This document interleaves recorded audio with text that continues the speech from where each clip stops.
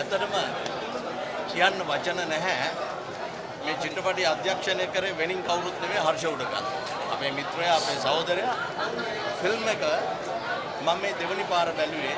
සාමාන්‍යයෙන් අපි ෆිල්ම් එකක් බලනකොට දෙවනි පාර කම්මැලි හිතෙනවා. මේ ෆිල්ම් එක කම්මැලි කමක් නැතුව ඇහැට හරි ප්‍රියයි. මම ඇත්තටම හර්ෂරත් කිව්වා මගේ හැම යාළුවෙකුටම මෙතන හම්බෙච්ච එකම මේක අලුත් හින්දි නවරැල්ලේ චිත්‍රපටයක් හා සමාන ඇහැට පේන්නේ. මේකේ අධ්‍යක්ෂණය මේකේ වගේම ඉදිරිපත් කිරීම කැමරා ඇන්ගල්ස් කලර් සෙපරේෂන් හැම එකක්ම පර්ෆෙක්ට් කියලා තමයි මට කියන්න තියෙන්නේ.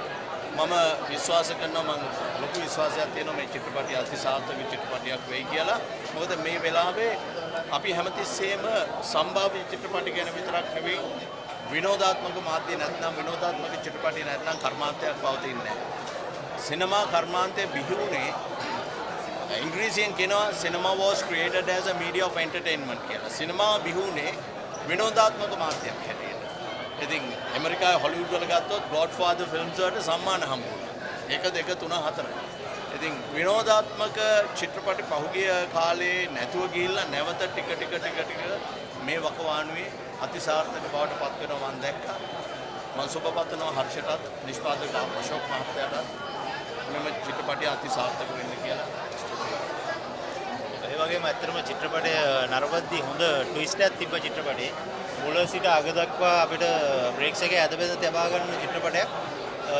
විශේෂයෙන්ම හර්ෂ උඩකන්ද ගැන කියනවනම් හර්ෂ උඩකන්ද කියන්නේ හැමදාම හොඳ කොමර්ෂියල් ෆිල්ම් කරපු අධ්‍යක්ෂකවරයෙක්. ඒ කියන්නේ කරපු හැම චිත්‍රපටයක්ම රිලීස් වෙලා තියෙනවා.